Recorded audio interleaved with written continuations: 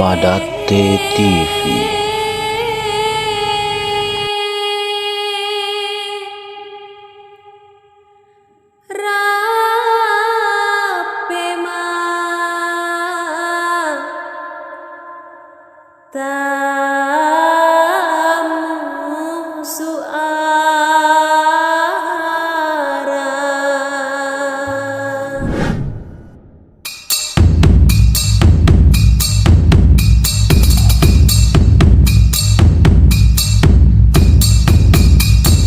Masyarakat Pitu Ulun Nasalu secara umum persebarannya mendiami kawasan pegunungan Sulawesi Barat dengan rutinitas keseharian masyarakat mengembangkan pola hidup agraris.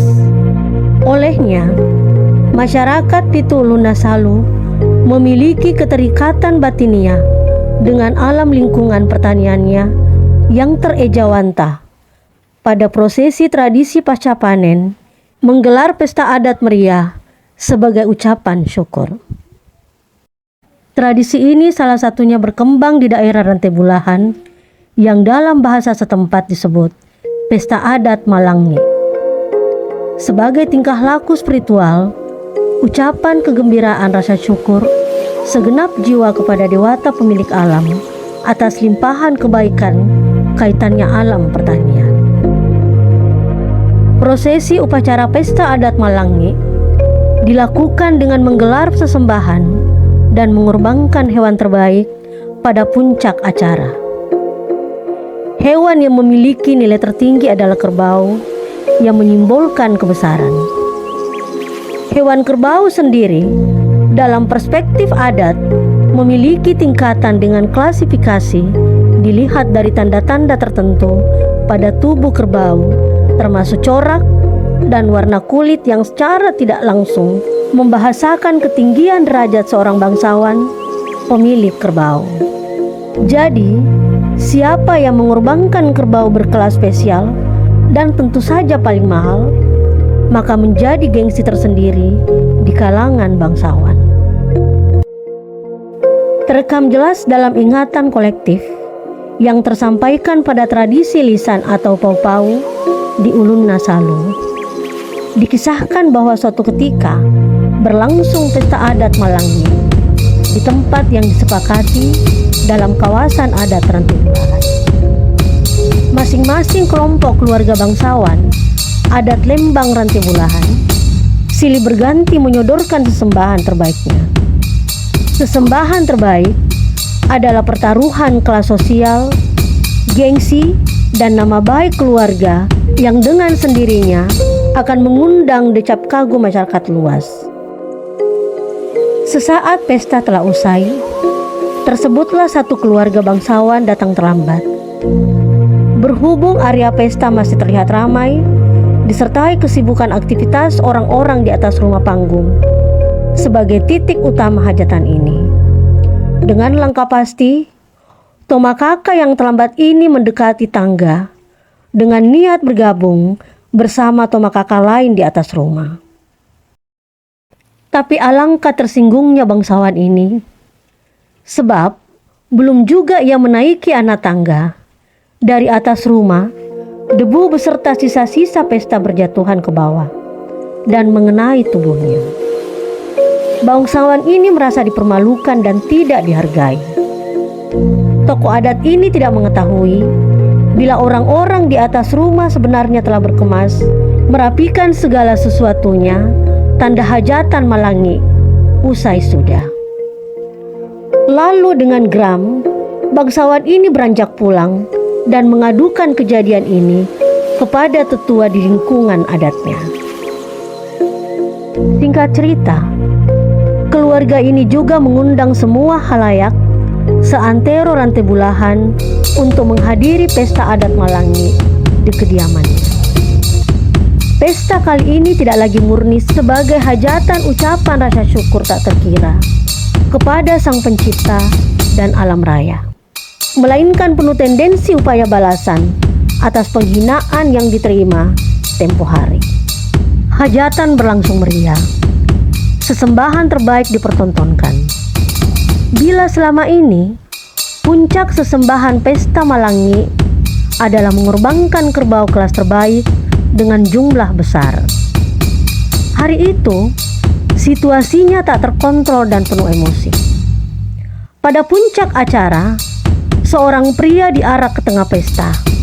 Pria itu bernama Parada, seorang sabua atau budak yang ternyata sebentar lagi akan dijadikan sesembahan demi sebuah pengakuan nama besar keluarga. Akhirnya, pesta itu berakhir tragis. Parada yang lemah terlahir sebagai seorang sabua atau budak, tak berdaya menghadapi perintah tuannya. Di ujung penghambaannya menentang mata tombak yang bersiap mengoyak tubuh setianya, Parada mengucap sumpah.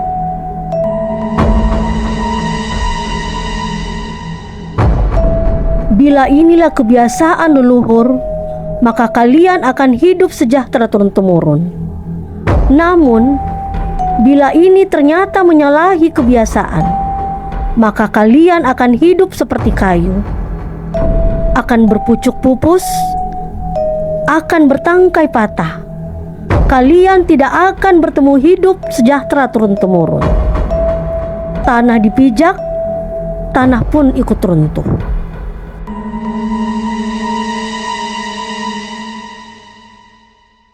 Entah apa yang merasuki Parada hingga mendapat keberanian mengucapkan sumpah kutukan di depan para tomakaka rantai bulahan.